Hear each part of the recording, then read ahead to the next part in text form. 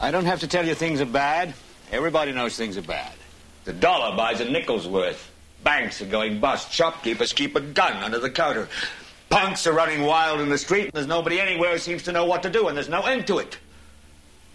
We know the air is unfit to breathe, and our food is unfit to eat.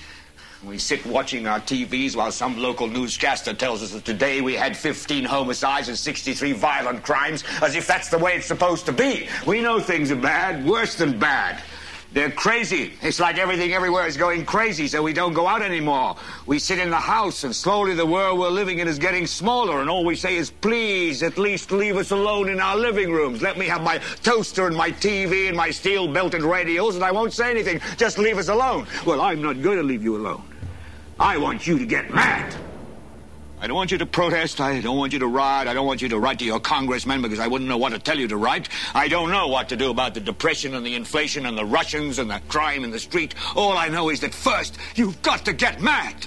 You've got to say, I'm a human being. God damn it. My life has value.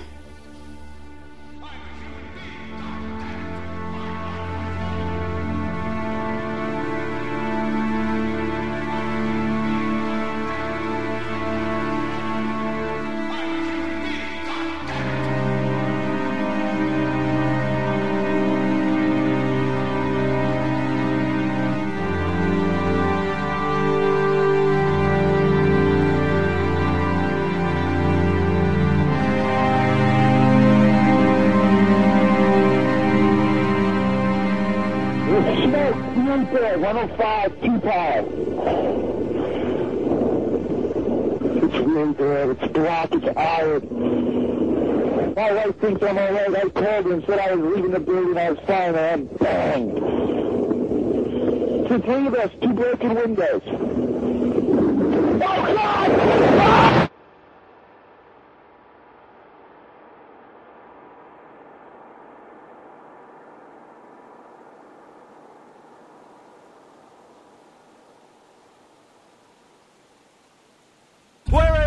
Trouble.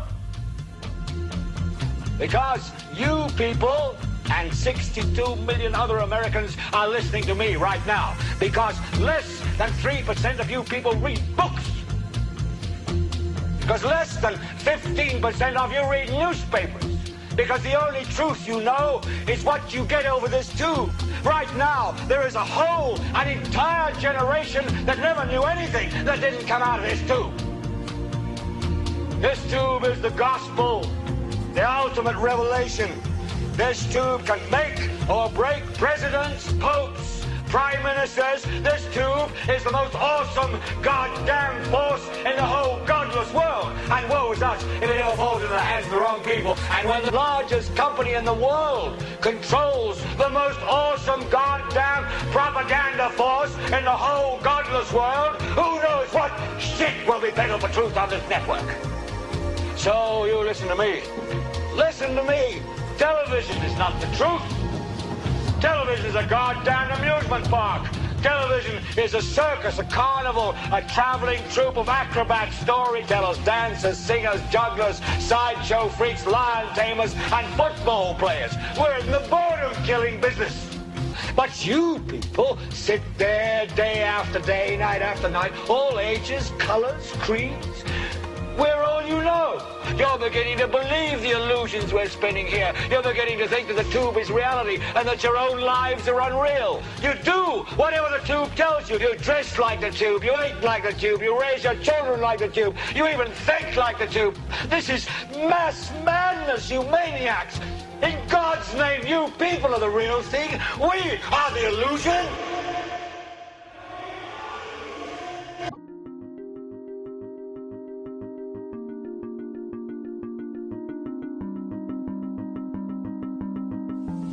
The whole system that we live in drills into us that we're powerless, that we're weak, that our society is evil, that it's crime-ridden, etc., and so forth. It's all a big, fat lie. We are powerful, beautiful, extraordinary. There is no reason why we cannot understand who we truly are, where we are going.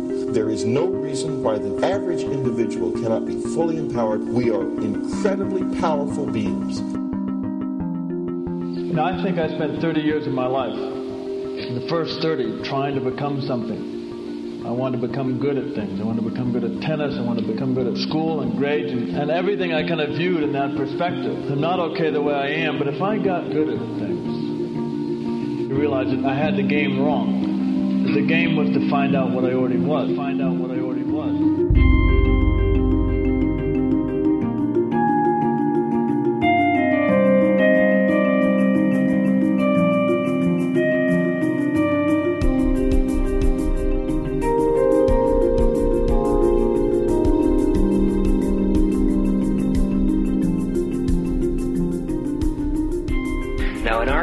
We've been trained for individual differences to stand out.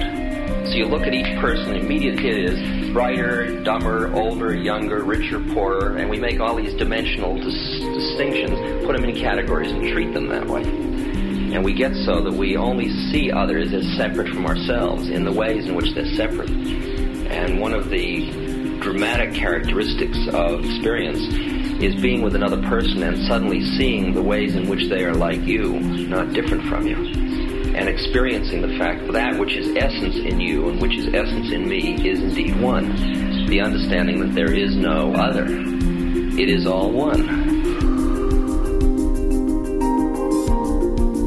And I wasn't born Richard Albert. I was just born as a human being. And then I learned this whole business of who I am and whether I'm good or bad or achieving or not. All that's learned along the way.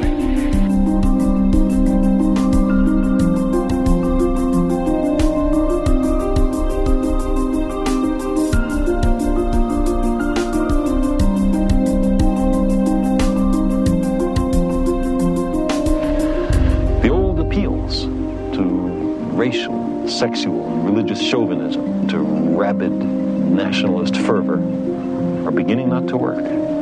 A new consciousness is developing which sees the earth as a single organism and recognizes that an organism at war with itself is doomed.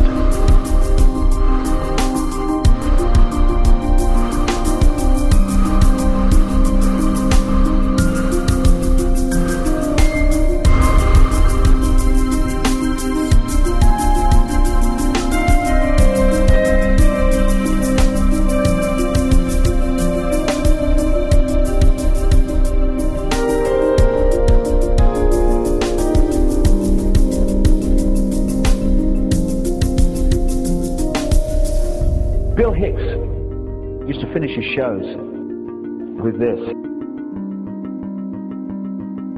Life's like a ride in an amusement park. And when you go on it, you think it's real. Because that's how powerful our minds are. And the ride goes up and down and round and round. It has thrills and chills, and it's very brightly colored. And it's very loud, and it's fun for a while. Some have been on the ride for a long time, and they begin to question, is this real, or is this just a ride? And other people have remembered, and they come back to us, and they say, hey, don't worry. Don't be afraid ever. Because this is just a ride. And we kill those people. Shut him up. I've got a lot invested in this ride. Shut him up. Look at my furrows of worry. Look at my big bank account. My family. This has to be real.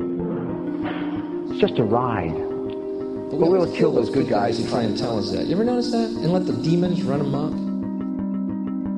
But it doesn't matter, because it's just a ride, and we can change it anytime we want. It's only a choice. No effort, no work, no job, no savings of money. Just a choice right now between fear and love.